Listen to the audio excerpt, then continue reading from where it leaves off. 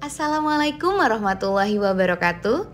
Halo semuanya, perkenalkan nama saya Putri Duandari sebagai perwakilan dari kelompok 2 yang akan membuka presentasi kali ini. Video kali ini dibuat guna memenuhi salah satu tugas kelompok di dalam mata kuliah Kesehatan Mental dengan dosen pengampu Ibu Afiati Nisa, MPD. Materi yang akan disampaikan ialah faktor-faktor yang mempengaruhi kesehatan mental. Semoga video kali ini dapat bermanfaat untuk kita semua. Baik, perkenankan saya untuk memperkenalkan anggota kelompok 2. Yang pertama ialah Andre Vidi Pratipi yang akan menyampaikan faktor biologis. Yang kedua ada Febri Meliasari yang akan menyampaikan faktor psikologis. Yang ketiga ada Erni Novita yang akan menyampaikan faktor sosial dan budaya. Dan yang keempat atau yang terakhir ada saya sendiri, Putri Duandari yang akan menyampaikan faktor lingkungan. Selamat menyaksikan. Pada materi kali ini terdapat 4 faktor yang akan kita bahas. Di dalam kesehatan mental terdapat 4 faktor yang mempengaruhi kesehatan mental itu sendiri. Yang pertama ialah faktor biologis, di mana akan dibahas mengenai otak, sistem endokrin, genetik, sensori, dan juga faktor ibu. Selanjutnya yaitu faktor psikologis yang dimana di dalamnya terdapat pengalaman awal, proses pembelajaran, kebutuhan, dan kondisi psikologis lain. Yang ketiga ialah faktor sosial dan budaya. Di dalamnya terdapat stratifikasi sosial, interaksi sosial, keluarga, perubahan sosial, sosial budaya, dan stresor psikologis lainnya. Yang terakhir atau yang keempat adalah faktor lingkungan, yang dimana kita akan membahas mengenai lingkungan dan kesehatan, nutrisi sebagai sumber energi, lingkungan fisik, lingkungan kimiawi, lingkungan biologis, dan lingkungan lainnya. Oleh karena itu, mari kita dengarkan penjelasan mengenai faktor biologis kesehatan mental yang akan disampaikan oleh Andre Vidi Prativi. Para ahli telah banyak melakukan studi tentang hubungan antara dimensi biologis dengan kesehatan mental. Berbagai penelitian itu telah memberi kesimpulan yang meyakinkan bahwa faktor biologis memberi kontribusi sangat besar bagi kesehatan mental. Karena itu, kesehatan manusia khususnya di sini adalah kesehatan mental. Tentunya tidak akan terlepas dari dimensi biologis ini. Aristoteles beranggapan bahwa jantung adalah tempat intelijensi dan dengan jantung itulah manusia itu berpikir. Namun, pandangan ini tidak bertahan lama. Ahli anatomi Herophilus tahun 290 sebelum Masehi dan Erasistratus tahun 270 sebelum Masehi menyadari bahwa pandangan Aristoteles itu adalah salah. Mereka mengenalkan kepada murid-muridnya bahwa otak adalah bagian penting dari aktivitas manusia karena berfungsi sebagai penggerak sensori motoris. Para ahli tidak saja mengakui bahwa otak sangat kompleks secara fisiologis, tetapi memiliki fungsi yang sangat esensi bagi keseluruhan aktivitas manusia. Diferensiasi dan keunikan yang ada pada manusia pada dasarnya tidak dapat dilepaskan dari otak manusia. Keunikan manusia terjadi justru karena keunikan otak manusia dalam mengekspresikan segenap pengalaman hidupnya. Otak terdiri dari otak besar, otak tengah, otak kecil, sumsum lanjutan, dan jembatan Farol. Masing-masing bagian otak itu memiliki fungsi sendiri. Otak besar merupakan sumber kesadaran. Selain area asosiasi yang menghubungkan antara area motor dan sensorik, juga berperan dalam proses belajar dan berpikir. Otak tengah berfungsi mengatur kelenjar endokrin, lobus optikus, dan pusat pendengaran. Otak kecil mengatur keseimbangan tubuh, koordinasi gerakan otot, dan posisi tubuh. Jembatan Farol merupakan penghubung otak kecil bagian kiri dan kanan, dan penghubung otak besar dengan sumsum tulang belakang. Sedangkan sumsum lanjutan merupakan pengatur refleks. Secara anatomis, otak manusia sangat rumit. Bagian yang perlu dipahami adalah neuron dan glia yang terdapat pada otak. Neuron merupakan sel khusus yang ada pada otak yang menjadi unit dasar sistem saraf. Neuron ini sudah terbentuk saat dilahirkan. Jumlah sel neuron ini diperkirakan 5 juta sel, yang diantaranya berfungsi sebagai pusat lalu lintas informasi. Neuron merupakan kunci rahasia dari kegiatan belajar dan berfungsinya mental. Singkatnya, neuron ini merupakan tempat emosi, intelijensi, dan afeksi. Dengan demikian, proses mereka mengkomodifikasi, mengingat, menyimpan segenap pengalaman manusia, dan memberi instruksi-instruksi kepada segenap organ tubuh manusia yang dianggap perlu sangat ditentukan oleh berfungsi tidaknya neuron ini. Selain sebagai tempat di mana neuron berada, glia juga berfungsi sebagai imunitas aktif sejak bayi dilahirkan. Dengan demikian, dia dapat mempertahankan diri dalam kehidupan yang baru. Jumlah neuron pada manusia tidak dapat bertambah, justru akan berkurang dalam bertambahnya usia individu. Banyaknya interkoneksi neuron sangat bergantung pada banyaknya stimuli yang diterima oleh individu, terlebih pada waktu yang masih di bawah umur 5 tahun. Demikian juga dengan kualitasnya. Setiap individu memiliki kualitas neuron yang berbeda pula, tergantung pada zat-zat pembentuk selama dalam kandungan dan faktor genetik. Jika terjadi kerusakan sel-sel neuron, maka tidak dapat diperbarui karena bersifat degeneratif. Ditinjau dari proses pembentukan dan perkembangannya, sistem saraf pusat merupakan bagian anatomi yang dibentuk relatif lebih sempurna terlebih dahulu dan memperoleh perlindungan yang sangat kuat dari tubuh dibandingkan dengan yang lain. Dalam telaah anatomi embriologis diungkapkan bahwa otak manusia mulai dibentuk sejak triwulan kedua dalam kandungan dan selama masa kandungannya, pertumbuhan janin lebih banyak terkonsentrasi pada proses penyempurnaan sel saraf pusat. Jika dipadukan dengan pandangan-pandangan psikologi, jelas adanya kesesuaian antara perkembangan fisiologi otak dengan perkembangan mental. Bahwa perkembangan kepribadian manusia banyak dipengaruhi oleh kondisi pada usia 5 tahun. Sejalan dengan telaah ini, jelas bahwa stimuli yang diberikan oleh orang tua dan lingkungannya kepada anak pada awal-awal pertumbuhannya akan mempengaruhi cara bermakna perkembangan otaknya dan sebaliknya. Perkembangan otak yang baik akan meningkatkan kesehatan mental anak. Kekurangan stimuli pada awal-awal pertumbuhannya ini beresiko tinggi bagi kemungkinan terjadinya hambatan perkembangan otak anak. Stimuli pada masa dini akhirnya juga mempengaruhi perkembangan kepribadian anak. Stimuli juga memperhatikan fungsi-fungsi otak yang lain, seperti fungsi sensori motorik, intelektual, emosional, dan afeksi. Jika hal ini kurang memperoleh perhatian, akan menghambat perkembangan mental anak. Karena itu, kalangan ahli kesehatan mental menekankan perlunya perlindungan otak dari adanya gangguan baik karena genetik, trauma, keracunan, nutrisi, infeksi, kelainan karena kongenital atau gangguan oksigenasi, baik yang terjadi selama masa kandungan, maupun selama proses kelahiran dan setelah kelahiran. Terjadinya kerusakan pada otak berpengaruh terhadap kesehatan mental individu. Beberapa macam gangguan mental yang berhubungan dengan kerusakan otak adalah demensia, epilepsi, general parasis, sindroma Korsakoff, dan sindroma Kluver-Bucy. Gangguan mental ini terjadi karena banyak faktor. Yang pertama itu infeksi, genetik, proses metabolik, keracunan, dan sebagainya. Dalam menjalankan koordinasinya, otak banyak dibantu oleh sistem endokrin. Kelenjar endokrin merupakan senyawa kimiawi yang mengeluarkan hormon yang diangkut ke seluruh tubuh oleh darah. Hormon dari sistem endokrin dan neurotransmitter pada otak memiliki fungsi yang sama, yaitu mengangkut pesan antara sel tubuh. Bedanya jika neurotransmitter menyampaikan pesan ke neuron lain yang berdekatan, sedangkan hormon menyampaikan pesan ke seluruh tubuh. Kelenjar endokrin terdapat 7 macam, yaitu kelenjar pituitari, tiroid, paratiroid, adrenal, gonad, timus. Kelenjar pituitari merupakan kelenjar utama karena memproduksi beberapa hormon paling banyak dan mengendalikan pengeluaran beberapa kelenjar endokrin lain. Yang kedua itu ada kelenjar tiroid yang menghasilkan hormon tiroksin. Fungsi kelenjar ini berkaitan dengan kegiatan metabolisme pengaturan susunan kimia dalam jaringan. Bekerja merangsang proses oksidasi. Kelenjar ini dapat terganggu jika badan kekurangan yodium. Jika hal ini terjadi, dapat menyebabkan gondok, yaitu kelenjar tiroid yang membengkak. Hiposekresi atau kekurangan sekresi hormon yang dihasilkan kelenjar ini berakibat buruk pada perkembangan fisik dan mental seseorang. Selanjutnya ada kelenjar paratiroid menghasilkan sekresi paratiroid, berfungsi mengatur metabolisme zat kapur dan mengendalikan jumlah zat tersebut di dalamnya ada darah dan tulang. Terganggunya fungsi kelenjar ini berakibat yaitu gangguan yang ditandai oleh tremor, kejang, dan dapat berakibat emosinya tidak stabil. Lalu ada kelenjar adrenalin, adalah kelenjar yang berfungsi menstimuli perkembangan karakteristik seks. Kelenjar ini secara normal mulai tumbuh pada fase pubertas. Namun dapat pula terjadi kelenjar adrenalin ini cepat tumbuh pada usia dini, sehingga dapat menimbulkan pubertas precox, yaitu gejala pubertas usia dini dan IQ anak yang merasakan pubertas precox adalah di bawah rata-rata. Lalu kelenjar adrenalin merupakan kelenjar yang menentukan mood atau keadaan perasaan seseorang. Ukuran energi, kemampuan menangani stres, tipologi kepribadian seseorang seringkali dipengaruhi oleh keadaan kelenjar adrenalin. Sistem endokrin yang tidak normal, terlalu aktif atau pasif, menyebabkan gangguan secara fisik atau secara mental. Selanjutnya ada kelenjar gonad, adalah kelenjar yang memproduksi hormon seks, testis untuk laki-laki dan ovarium atau sel telur untuk wanita. Hormon ini diproduksi sangat banyak sejak pubertas. Selanjutnya adalah kelenjar yang lain, yaitu timus dan pankreas.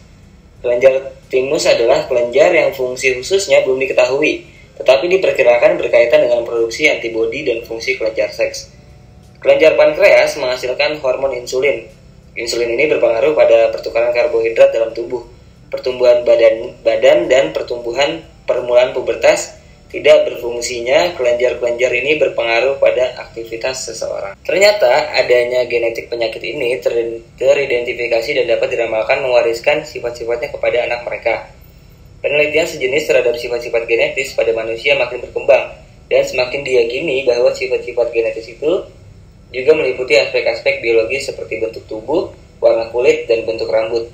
Juga yang berhubungan dengan mentalitas manusia, misalnya intelijensi, kemiskinan, delinkuensi, dan kemampuan artistik. Pewarisan sifat-sifat induk berlangsung melalui kromosom. Kromosom manusia ada dua macam, yaitu kromosom otosom dan kromosom seks. Kromosom otosom merupakan kromosom pasangan pertama sampai pasangan ke-22 yang memberi tanda-tanda sifat-sifat tertentu bagi keturunannya. Sedangkan kromosom seks adalah kromosom pasangan yang ke-23 yang menentukan jenis kelamin keturunannya. Pada laki-laki memiliki 23 pasang kromosom yang terdiri dari 22 pasang kromosom otosom dan sepasang kromosom XX atau seks. Kromosom pada wanita sama halnya dengan pria memiliki 23 pasang kromosom yang terdiri dari 22 pasang kromosom otosom dan sepasang kromosom XY. Kromosom otosom merupakan kromosom yang berfungsi mewariskan sifat-sifat induknya yang bukan bersifat seks. Di antaranya bentuk badan, warna kulit, tinggi badan, rupa, intelijensi, kreativitas, bakat-bakat khusus, meliputi bahasa, matematika, seni, dan sebagainya. Gangguan mental seperti schizophrenia, depresi, dan sebagainya.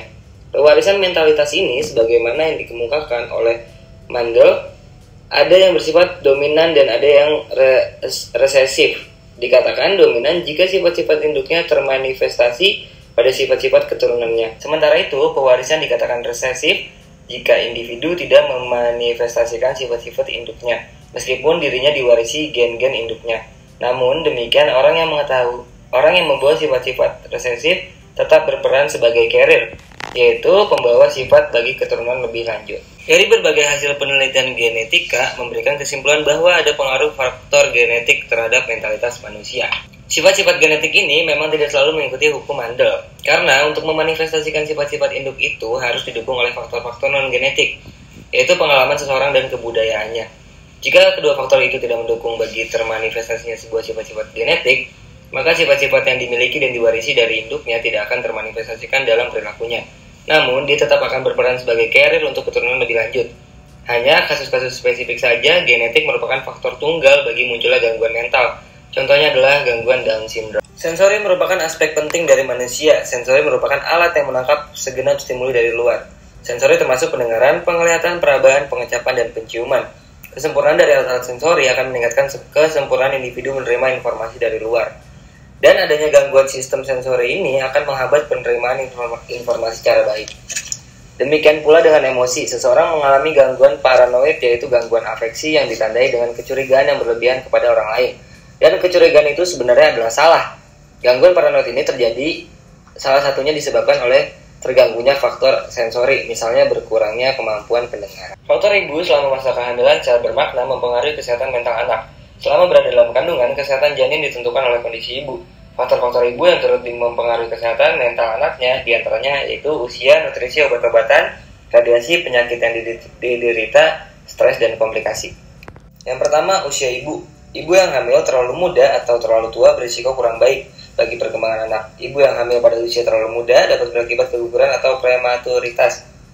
Anak-anak yang dilahirkan karena prematur dihubungkan dengan kemampuan intelijensi yang rendah. Demikian juga dengan ibu yang hamil terlalu tua, berisiko tinggi pada kemungkinan adanya Down syndrome, yaitu gangguan mental yang berat yang terjadi akibat terjadinya abnormalitas kromosom karena trisomi 21. Yang kedua, dan nutrisi secara langsung mempengaruhi kesehatan mental anaknya.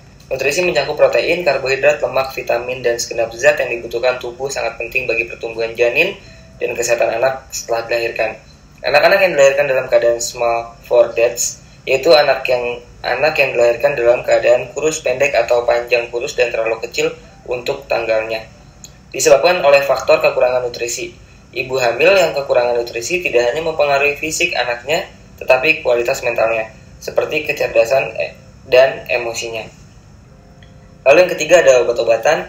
Obat-obatan yang dikonsumsi ibu, khususnya alkohol, nikotin, atau obat sejenis mempengaruhi janin dalam kandungannya.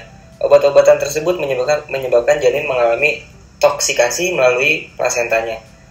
Akibatnya terjadi fetal alcohol syndrome, yaitu gangguan pada janin akibat ibu yang mengkonsumsi alkohol saat kehamilan. Simptom yang ditimbulkan diantaranya retardasi mental, keterlambatan dalam pertumbuhan, dan kelemahan koordinasi tubuh. Obat anti mual-mual misalnya dapat mengakibatkan malformasi atau kecacatan pada anak. Jika obat ini dikonsumsi pada trimester pertama, dapat berakibat ekstremitas atau ekstremiti bagi bayi. Lalu yang keempat ada kesehatan ibu. Kesehatan ibu mempengaruhi keadaan janin. Ibu yang tidak mengalami gangguan kesehatan akan meningkatkan kesehatan janin. Sebaliknya, ibu yang menderita penyakit tertentu dapat mempengaruhi kesehatan janinnya. Anak terinfeksi melalui plasenta. Demikian juga selama masa kehamilan, ibu sering mengalami gangguan mental seperti depresi atau psikosis lain dapat berakibat kondisi janinnya kurang sehat. Bahkan dapat berakibat tidak baik setelah anak dilahirkan. Ada kalanya ibu yang tidak sehat mentalnya, khususnya yang mengalami puerperal psikosis, tidak dapat menerima kehadiran bayi yang dilahirkan dan dapat berupaya membunuhnya. Kelima ada radiasi. Selama masa kehamilan, jika ibu terpapar oleh radiasi, dapat berakibat kurang sehat bagi anak. Berbagai hasil penelitian menunjukkan bahwa radiasi itu dapat menyebabkan kecacatan. Yang keenam, komplikasi kehamilan dan proses kelahiran. Komplikasi kehamilan menyangkut gangguan-gangguan yang dialami ibu selama kehamilan dan proses kelahiran. Komplikasi dapat mengakibatkan anoksia, yaitu kekurangan oksigen pada janin. Materi selanjutnya ialah faktor psikologis kesehatan mental yang akan disampaikan oleh Febri Meliasari. Psikis manusia pada dasarnya merupakan satu kesatuan dengan sistem biologis sebagai subsistem dari eksistensi manusia, maka aspek psikis selalu berinteraksi dengan keseluruhan aspek kemanusiaan. Karena itulah aspek psikis tidak dapat dipisahkan dari aspek yang lain dalam melihat manusia. Pengalaman awal merupakan segenap pengalaman-pengalaman yang terjadi pada individu, terutama yang terjadi di masa lalunya. Pengalaman awal ini dipandang oleh para ahli sebagai bagian penting dan bahkan sangat menentukan bagi kondisi mental individu di kemudian hari. Beberapa ahli yang memandang bahwa pengalaman awal sangat berpengaruh terhadap kondisi mental itu adalah Sigmund Freud, Erik Erikson, dan John Bowlby. Teori psikoanalisis dikemukakan oleh Sigmund Freud. Dia berpandangan bahwa kepribadian manusia terdiri dari 3 elemen yang berinteraksi secara dinamis. Ketiga elemen itu adalah id, ego, dan superego.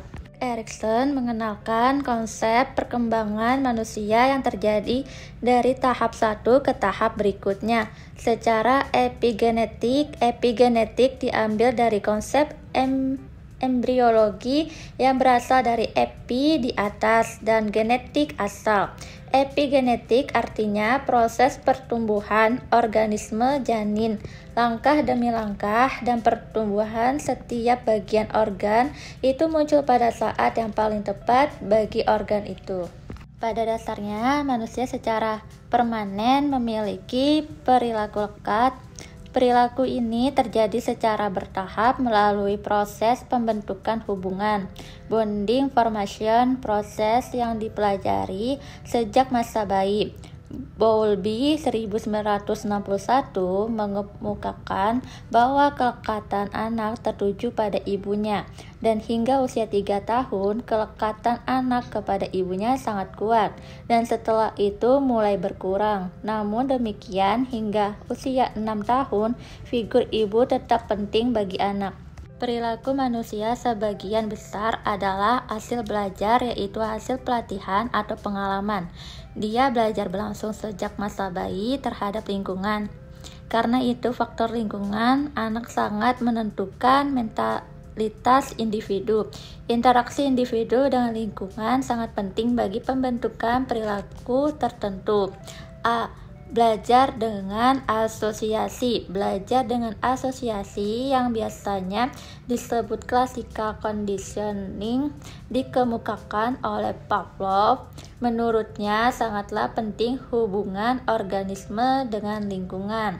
Atas dasar ini, menurut Pavlov, terdapat dua hal penting yang perlu memperoleh perhatian, yaitu 1. Organisme selalu berinteraksi dengan lingkungan. 2. Dalam interaksi itu organisme dilengkapi dengan refleks. Pembentukan secara asosiatif ini selain pada pembentukan tingkah laku yang neurologis juga pada tingkah laku yang normal. Misalnya, perilaku rajin belajar juga dapat terbentuk karena adanya asosiasi SR. B. Belajar dengan konsekuensi. Belajar dengan konsekuensi dikemukakan oleh Skinner. Dia lebih menekankan pada peran lingkungan dalam bentuk konsekuensi yang mengikuti dari suatu perilaku. Menurut Skinner, perilaku individu terbentuk atau dipertahankan sangat ditentukan oleh konsekuensi yang menyertainya. Jika konsekuensinya menyenangkan sebagai ganjaran reinforcement, maka perilakunya cenderung diulang atau dipertahankan. Sebaliknya, jika konsekuensinya tidak menyenangkan sebagai hukuman punishment, maka perilakunya akan dikurangi atau dihilangkan. Jadi konsekuensi itu berupa ganjaran atau hukuman. Gangguan kepribadian antisosial dan perilaku destruktif dapat terjadi dan dipertahankan oleh individu diantaranya karena memperoleh ganjaran dari lingkungannya. Hukuman yang diberikan orang tua atau guru tidak cukup kuat untuk mengurangi atau melawan kekuatan ganjaran yang diperolehnya dari lingkungan lainnya. Perubahan perilaku ini dapat terjadi jika individu memperoleh ganjaran dan diberikan secara tepat terhadap perilaku yang diharapkan dan hukuman diberikan terhadap perilaku yang tidak diharapkan. C. Belajar dengan mencontoh. Perilaku manusia dapat terjadi dengan mencontoh perilaku di lingkungannya. Bandura mengemukakan teori social learning setelah melakukan penelitian terhadap perilaku agresif di kalangan anak-anak. Menurutnya, anak-anak berperilaku agresif setelah mencontoh perilaku modelnya. Mencontoh itu dapat dilakukan secara langsung atau tidak langsung.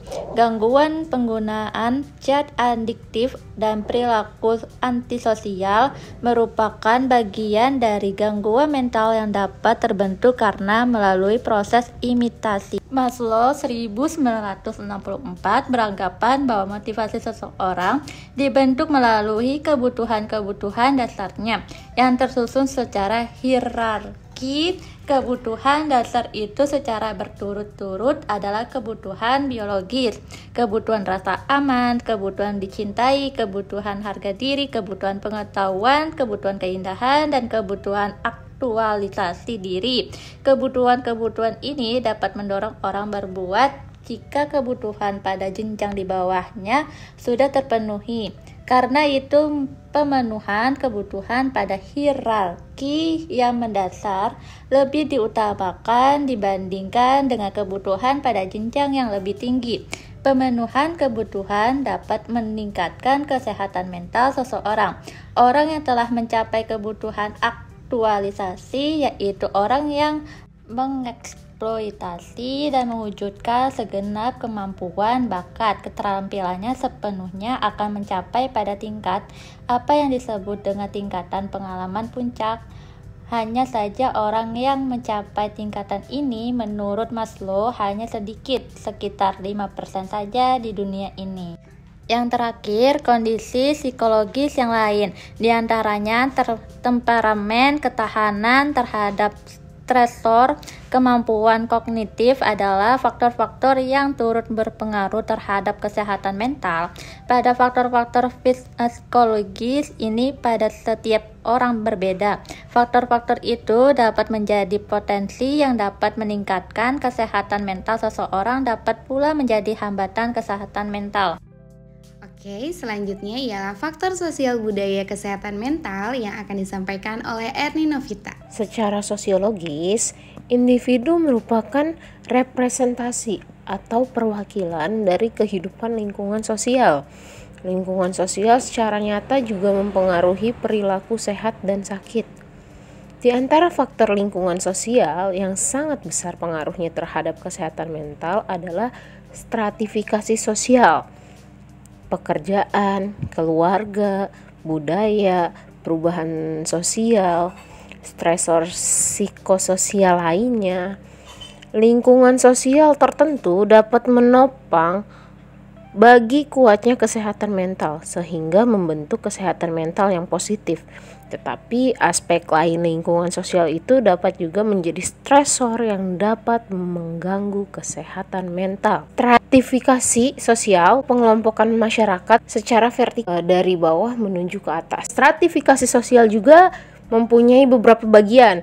Ada kelas sosial ekonomi dan prevalensi gangguan mental. Prevalensi itu jumlah keseluruhan kasus. Terus yang kedua, dalam stratifikasi sosial itu ada status sosial dan pola gangguan. Pertama, terdapat gangguan neurosis. Gangguan yang didasarkan oleh kecemasan dan depresif lebih banyak dialami oleh kelompok sosial ekonomi tinggi, sedikit kelompok sosial ekonomi rendah.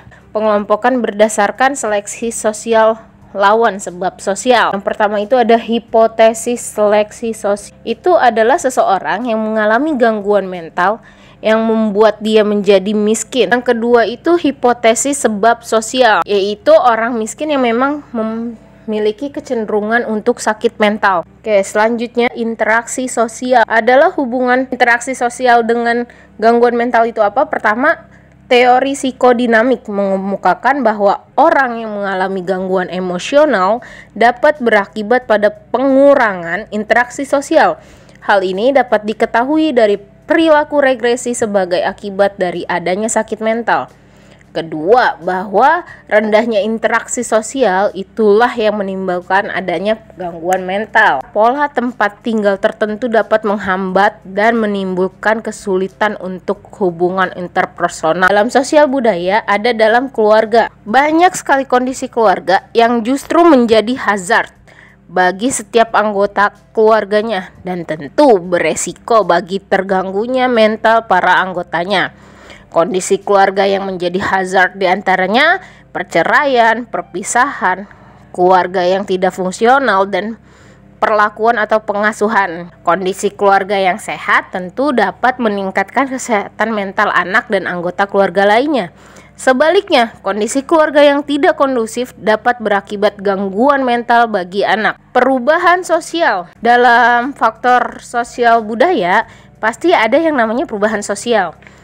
Perubahan sosial ada kalanya berdampak positif bagi masyarakat. Sehubungan dengan adanya perubahan sosial ini, terdapat dua kemungkinan yang dapat terjadi. Perubahan sosial dapat menimbulkan kepuasan bagi masyarakat karena sesuai dengan yang diharapkan dan dapat meningkatkan keutuhan masyarakatnya, dan hal ini juga dapat meningkatkan kesehatan mentalnya. Secara umum, perubahan sosial dapat dikelompokkan dalam 3 macam, yaitu perubahan jangka panjang, migrasi, dan kondisi krisis. Dalam bidang kesehatan mental disadari bahwa perubahan sosial yang jangka panjang itu juga ada pengaruhnya, bahwa selama masa perubahan sosial yang bersifat jangka panjang, angka penderita psikotik relatif menetap. Perubahan lebih banyak terjadi pada gangguan mental non-psikotik. Migrasi sebagai dampak dari masyarakat industri. Migrasi tidak hanya pindah secara fisik bagi individu, sekaligus terjadi suatu perubahan sosial. Singkatnya, kaum migran melakukan perpisahan dengan anggota keluarga dan lingkungan sosialnya yang telah lama membentuknya. Dalam waktu yang sama, mereka harus membangun sistem sosial yang baru, termasuk nilai dan budaya menyesuaikan dengan lingkungan sosialnya yang baru. Kondisi krisis selanjutnya dari faktor sosial dan budaya. Sosial budaya ini lebih dikhususkan pada aspek nilai norma, keyakinan, keagamaan, dan segenap yang berhubungan dengan penilaian baik dan tidak baik. Dalam kaitannya dengan kesehatan mental, kebudayaan ada yang memberikan dukungan bagi peningkatan kesehatan mental, dan sebagian lagi justru sensitif bagi angka insiden dan lamanya gangguan mental. Faktor di sosial budaya yang mempengaruhi kesehatan mental lainnya adalah stresor psikososial lain. Faktor sosial lain dapat menghambat kesehatan mental, di antaranya adalah konflik dalam hubungan, sosial perkawinan, meninggalnya keluarga dekat, dan sebagainya. Selanjutnya adalah faktor lingkungan kesehatan mental. Manusia tidak dapat melepaskan kehidupannya dari lingkungannya dan berinteraksi dengan alam sekitarnya. Hubungan ini menunjukkan adanya ekosistem, karenanya interaksi antara manusia dengan alam sekitarnya sebagai satu kesatuan yang tidak dapat terpisahkan. Di dalam faktor lingkungan kesehatan mental, yang pertama ialah lingkungan dan kesehatan. Manusia selalu menginginkan hidup lebih nyaman dan lebih mudah. Mereka lantas melakukan perubahan-perubahan terhadap lingkungannya.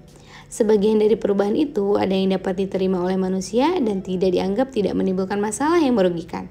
Dan sebagian lagi ada perubahan lingkungan yang tidak dapat diterima karena menimbulkan kerugian-kerugian di kemudian hari. Interaksi manusia dengan lingkungannya berhubungan dengan kesehatannya. Kondisi lingkungan yang sehat akan mendukung kesehatan bagi manusia. Dan sebaliknya, jika lingkungan yang tidak sehat akan dapat mengganggu kesehatannya, termasuk dalam konteks kesehatan mental. Hubungan manusia dengan lingkungan diharapkan meningkatkan kualitas hidupnya. Manusia dapat memanfaatkan lingkungan untuk menjalankan sejumlah aktivitasnya. Lingkungan yang menjadi sistem pendorong kehidupan atau life support system, misalnya seperti energi, geografis, biologis, lingkungan bangunan, dan sosial dapat dimanfaatkan untuk meningkatkan kesehatan dan aktivitasnya sehari-hari. Namun kenyataannya menunjukkan hal yang berbeda. Tidak selamanya lingkungan kita menopang kualitas hidup karena dalam hal lain menimbulkan problem. Demikian juga halnya dengan lingkungan yang dihasilkan dari aktivitas manusia. Justru seringkali menimbulkan masalah bagi kualitas hidupnya sendiri, baik hasil produksinya sendiri ataupun sisa-sisa hasil produksinya. Dengan kata lain, ada sejumlah lingkungan kita yang potensial menjadi hazard bagi kesehatan manusia, yaitu lingkungan yang dapat menimbulkan ancaman bagi kesehatan fisik maupun mental. Lingkungan yang secara potensial mempengaruhi kesehatan mental meliputi 1. Lingkungan yang berhubungan dengan sistem pendorong kehidupan, di antaranya sumber energi. 2. Lingkungan yang berhubungan dengan aktivitas manusia, di antaranya tempat tinggal dan transportasi. Ketiga, lingkungan yang berhubungan dengan lingkungan hazard, di antaranya tempat dan lokasi, biologis, kimia, fisik, psikologis, dan sosial. Yang kedua ialah nutrisi sebagai sumber energi. Energi merupakan sistem pendorong kehidupan yang sangat penting bagi makhluk hidup. Nutrisi merupakan salah satu dari banyak sumber energi yang perlu diperhatikan. Nutrisi yang dikonsumsi manusia seharusnya memenuhi standar kebutuhan dan kesehatan. Dia mestinya meliputi protein dan kalori, vitamin, yodium, dan mineral. Terpenuhinya kebutuhan dasar nutrisi ini sangat mempengaruhi kesehatan seseorang. Selain secara fisik menjadi sehat, maka mentalitasnya pun akan berkembang secara baik. Yang ketiga ialah lingkungan fisik. Lingkungan fisik yang ada di sekitar kita sangat berarti bagi kehidupan ini. Kondisi lingkungan sekitar secara terus-menerus memberikan pemaparan kepada kita. Jika lingkungan itu sesuai dengan kebutuhan aktivitas manusia, maka dia akan mendorong bagi kondisi yang baik. Sebaliknya, yang tidak sesuai dengan kebutuhan atau melampaui ambang batas toleransi sangat berpengaruh negatif bagi kesehatan mental. Di antara lingkungan fisik yang perlu memperoleh perhatian karena sangat mempengaruhi kesehatan mental kita, di antaranya tata ruang, penyinaran, udara, dan kebisingan. Yang pertama ialah tata ruang dan teritori. Tata ruang tidak hanya berbicara tentang tempat saja, tetapi lebih kepada ruang gerak yang kita tempati. Tata ruang yang kita tempati dan miliki perlu memberikan jaminan keamanan, kenyamanan, dan keleluasaan bagi segenap aktivitas kita. Teritori dimiliki seseorang untuk menjaga egonya.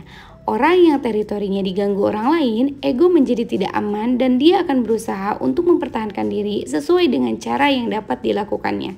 Misalnya dengan marah, penyerangan, atau cara lain yang dianggap lebih aman. Tempat tinggal sangat berhubungan dengan kesehatan mental. Tempat tinggal yang memenuhi syarat sebagai tempat tinggal yang sehat akan memberikan dukungan bagi optimalisasi kesehatan mental seseorang dan masyarakat. Selanjutnya ialah penyinaran dan udara. Lingkungan fisik yang menjadi kebutuhan kita setiap saat adalah penyinaran dan udara. Aktivitas manusia membutuhkan penyinaran dan udara yang memadai. Kita Kita selalu mengupayakan untuk mendapatkan sinar dan udara yang baik, sekalipun karena faktor tertentu kedua hal ini tidak didapatkan sebagaimana mestinya. Yang ketiga ialah kebisingan dan polusi. Kehidupan modern, terutama pada kehidupan di perkotaan, diwarnai oleh kondisi lingkungan yang menunjukkan tingginya tingkat kebisingan dan polusi. Kebisingan yang ada di sekitar juga selalu mempengaruhi perilaku manusia. Kebisingan yang sangat tinggi mempengaruhi penyesuaian individu terhadap aktivitasnya. Yang keempat ialah lingkungan kimiawi. Di sekitar kita sudah banyak lingkungan kimiawi yang mempengaruhi kesehatan mental. Lingkungan kimiawi ini dapat merupakan produk industri, pertanian, makanan, dan sebagainya. Faktor kimiawi ini secara umum mengganggu kesehatan mental setelah mengganggu atau merusak otak melalui makanan, obat-obatan, atau udara yang dihirup. Berbagai faktor kimiawi ini menyebabkan kerusakan pada otak secara permanen, menimbulkan psikosis karena toksikasi atau menginfeksi janin melalui plasenta. Yang kelima ialah lingkungan biologis. Lingkungan biologis terutama dalam bentuk virus, bakteri, jamur, maupun parasit yang masuk ke dalam tubuh manusia. Lingkungan biologis ini dapat menimbulkan penyakit-penyakit tertentu, sekaligus menyerang otak manusia dan selalu berakibat psikosis bagi penderitanya jika tidak segera disembuhkan. Kontak manusia dengan lingkungan biologis ini dapat melalui faktor tertentu sebagai transmisinya, misalnya orang lain, binatang, ataupun udara. Yang terakhir ialah faktor lingkungan lain. Faktor lingkungan yang lain seperti gempa, banjir, angin topan, dan kemarau pada dasarnya juga mempengaruhi kesehatan mental masyarakat. Bahkan kondisi-kondisi tersebut dapat menimbulkan kondisi kritis secara fisik maupun mental. Peristiwa-peristiwa alam tersebut dapat mempengaruhi kesehatan mental untuk jangka pendek. Misalnya, gempa menyebabkan ketakutan yang amat kuat dan memunculkan pengalaman traumatik yang pernah dialami di masa lalunya. Hanya saja sampai saat ini penanganan aspek mental ini kurang memperoleh perhatian karena menyangkut prioritas, bahkan kondisi fisik dipandang lebih mendesak diselesaikan daripada aspek kesehatan mental. Kesimpulannya, manusia pada prinsipnya satu kesatuan dengan lingkungan sekitarnya. Lingkungan ini selalu berinteraksi dan mempengaruhi perilaku dan kesehatan mental manusia. Lingkungan yang sehat dapat menopang kesehatan manusia. Namun demikian, lingkungan fisik, biologis, dan kimia yang ada di sekitar kita dapat menjadi hazard bagi kita dan membahayakan bagi kesehatan fisik maupun mental. Banyak gangguan mental yang dialami masyarakat sebagai akibat dari lingkungan yang tidak baik.